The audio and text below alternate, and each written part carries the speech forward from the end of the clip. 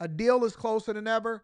Hopefully, we're announcing that a deal and a ceasefire and then ultimately an end to the war between Russia and Ukraine is over within the next couple of weeks or the next month or so. Hopefully.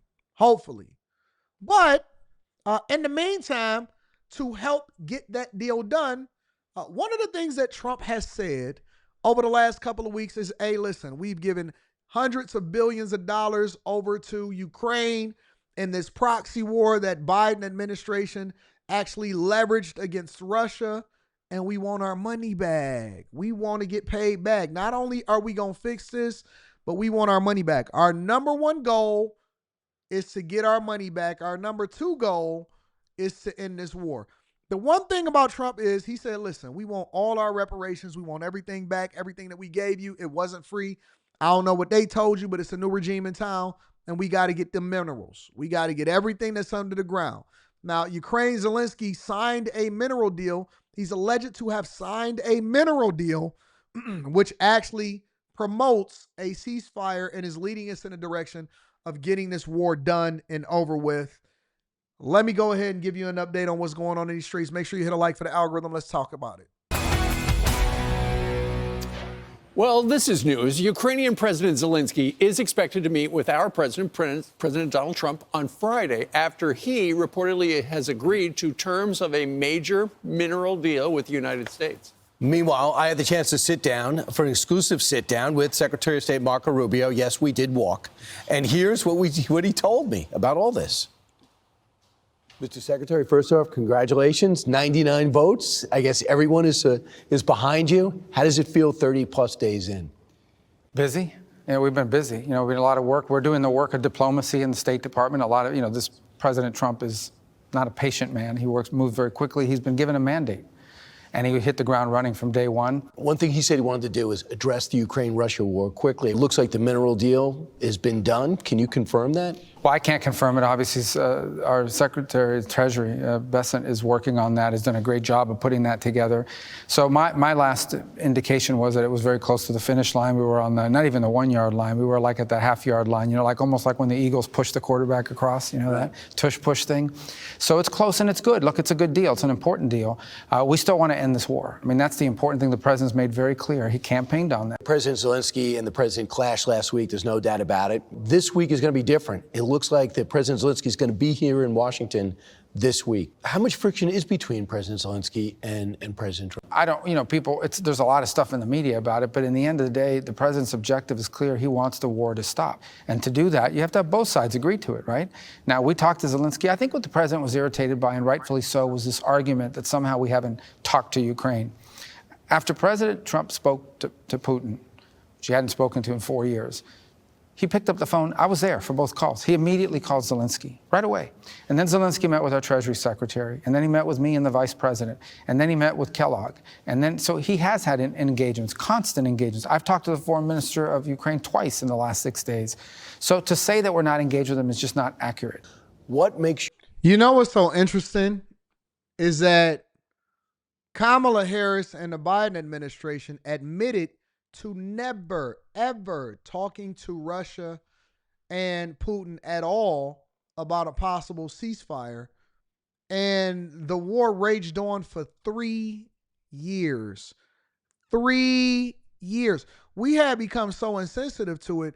I remember when it first broke out that Russia was invading Ukraine and all of this other stuff, and it was really, really huge news. We became so insensitive to it to where we didn't even really think about the money that we were sending to them anymore.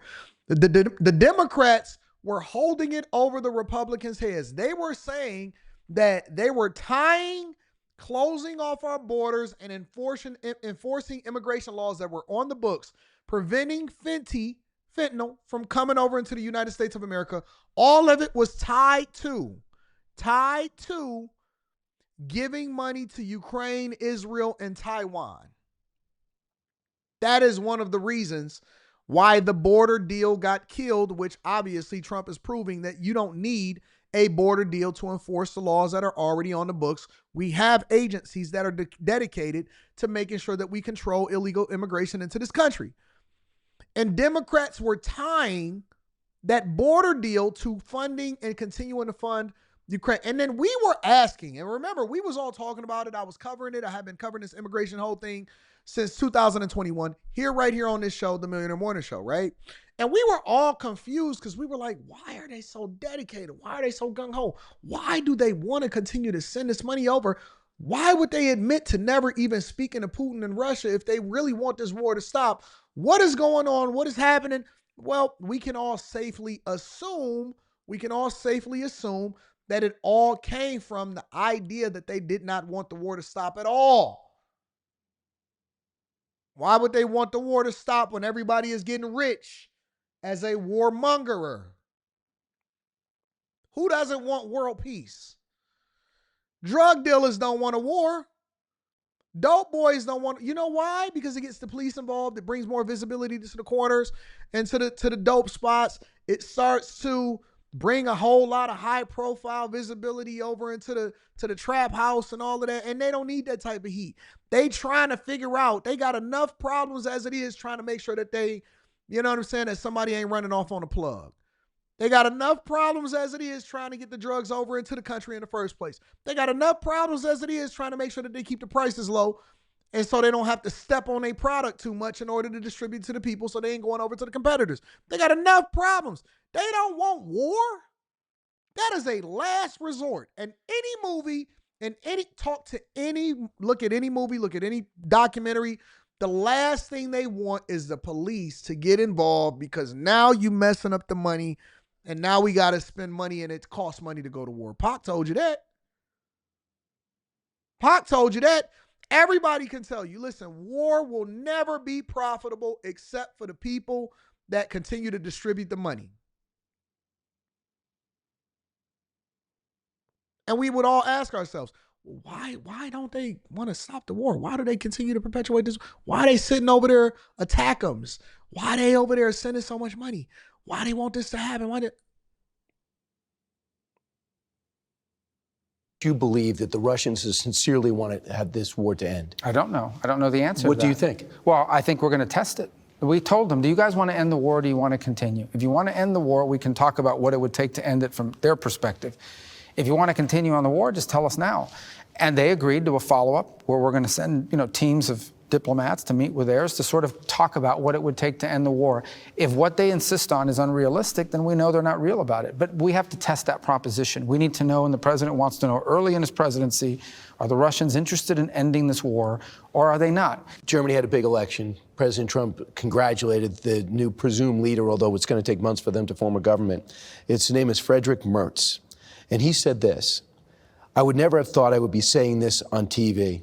But after Donald Trump's remark last week, it is clear that the government does not care much about the fate of Europe. My absolute priority will be to strengthen Europe as quickly as possible so that step by step we can really achieve independence from the U.S. He says NATO in its current form is in jeopardy, and it's time for the European nations may have to establish an independent European defense capability. Your reaction? My reaction is NATO is not in jeopardy. The only thing that puts NATO in jeopardy is the fact that we have NATO allies who barely have militaries or whose militaries are not very capable because they've spent 40 years not spending any money on it. We've been NATO. And all President Trump has argued is what every American president has argued for the last 30 years, and that is these are rich countries, especially in Western Europe. They have plenty of money. They should be investing that in their national security, and they're not. You have countries spending 1.5%, 1% of their economy, and we just can't keep subsidizing that. It's not fair, and it's not sustainable. He thinks that the U.S. He's very clear. The reason why the United States of America is pulling out of NATO is because we are NATO and we are the ones that are funding 80% of it, 80 to 85% of it. We putting all of the money up. And so they're basically saying, okay, so listen, and this is a basic lesson. United States of America, we able to finesse them. We put a chick in front of them, but had her bust them down and all of that, let them run a train on her. And so now they've agreed to give us all of the money and we just going to list them in our phone as food. And so what we're going to do now is we're going to spend all of our money. We're not going to have to worry about protection. We don't want to spend no money on protection. We want to make sure that we spend all of our dollars on making more money. So they spend their money on increasing their economy, making sure they recruit businesses, tourism, everything that makes them richer while we continue to invest in our military so that we can then protect all of them for the sake of saying that we got a deal. I don't want no friends where the business is so one-sided to where I'm the person that's suffering on the other end. That's not a friendship. You using me. You're using me. We not partners. How is this a partnership if I'm putting in 85% of the money and I'm not getting none of the return? We got to go our separate ways. Or we need to renegotiate this differently because you need to pay your fair share. We not paying all of your bills and we not getting no box.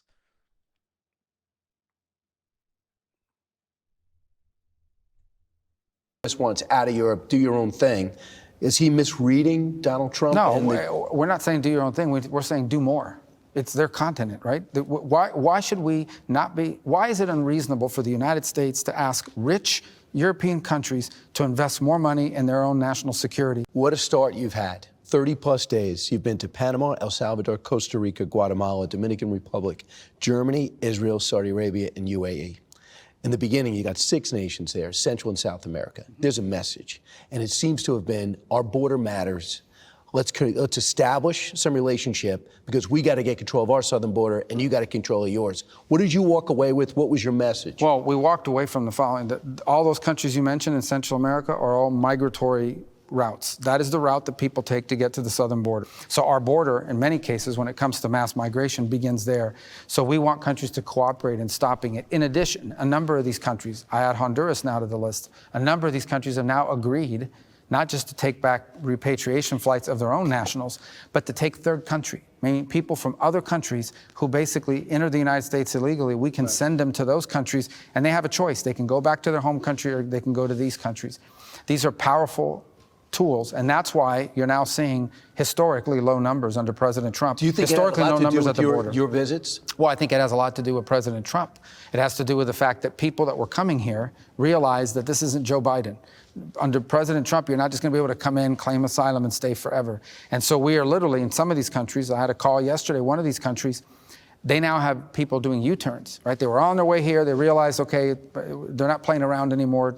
President Trump is serious, and they've done a U-turn. They're trying to go back to their country. Right. We're seeing that happen. And that is as a result of President Trump's very clear leadership on migration. Have we allowed, over decades, China to make their way into Central and South America? And is Panama an example of that? Yes. We've just not put enough attention in our own backyard. Well, is that what you heard when you went there? It is. I mean, a couple things. They're corruption, right? The previous president, 2 presidents ago, those people are all wrapped up in a web of corruption. In fact, he's standing trial in Panama now for that. So they bought their way like they've done in many parts. And you wake up one day and realize they control both of the ports of entry to the Panama Canal. They control the cranes. They have a huge presence there. And I'm very happy that after our visit, I think the same day I was there, Panama became the first country in Latin America, in the Western Hemisphere, to get out of the Belt and Road Initiative. And I think there'll be more news coming up soon with regards to Panama, all positive for America. You've called China the... You know why I like this administration? You know why I like Marco Rubio? You know why I like everything that's happening with the Trump administration is because they're just straightforward. Everything used to be so secretive. Everything used to be, well, we don't know. We'll see what happens. And it always was an ulterior motive. And I think that that's because it was things that was happening behind the scenes that obviously the American people wasn't privy to. And we weren't blessed enough to have this level of transparency. The one thing that you can't say about the Trump administration is that they are not very straightforward and matter of fact on what their objective is, what they're looking to do, and how they're looking to do it. Hey, listen, man, on the low, we really want you to change your name to the United States of America 51st state. On the low, you know what? We've been giving y'all a lot of money. I know that y'all is acting like y'all was tough over there, but in reality, we gonna change the name over there to the Gulf of America. On the low, listen, fam, I know you want to continue this war, and I don't know who getting rich over there on your side and on your family, but not only do we need to end this war because that's what we promised the American people, we also need to get some mineral rights to your land. We got to get all of that money back with interest. With interest. You know how they came over here and they bought Chicago streets? Some of y'all still ain't familiar with that. Y'all new to the channel. You know how they came over here and Chicago streets has basically been bought out for the next 50 years? and they're going to be making money off of Chicago streets. They gave $1 billion in order to buy all of the streets in Chicago. And now if Chicago even have a parade, God forbid that y'all win a championship of some form, which we know that none of y'all are even close to it. If Chicago even have a parade, they fining y'all. An outside entity actually owns y'all streets. We just want the same. We just want to, listen, we want minimal rights. We want whatever you got under the ground. We coming to get our money back. Okay, you ain't got it in cash. We gonna take it in gas. No cash, we coming to get it with gas. Oh, you thought that war was free? Oh, you thought that Biden was gonna win again? That y'all was just gonna have a perpetual war for the rest of our lives? Nah, fam, we coming to get that. I want everything with interest. I want everything with interest. Chicago don't even own its own streets. They can't even leverage their own streets to help their own taxpayers. When you go, hey, next time y'all go to the Miracle Mile, next time y'all go over to Chicago, next time that y'all go over there and y'all trying to dodge the YNs over there, let me tell you something. When you park on that street, you paying an outside entity. You paying somebody over there in the UAE or Dubai. When you pay them parking meters in Chicago, you are paying an outside entity that don't even have no vested interest except for to extract all of your dollars. Tax on you because they sold their streets. Ain't that crazy? If you get a ticket in Chicago, you paying somebody else.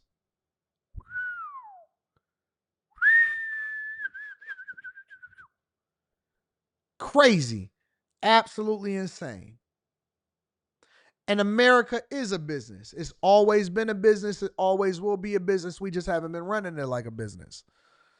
We got other things that we need to tackle. Don't worry about it. We're going to get there. We're going to educate you. We're going to put the medicine inside of the candy and we're going to educate you.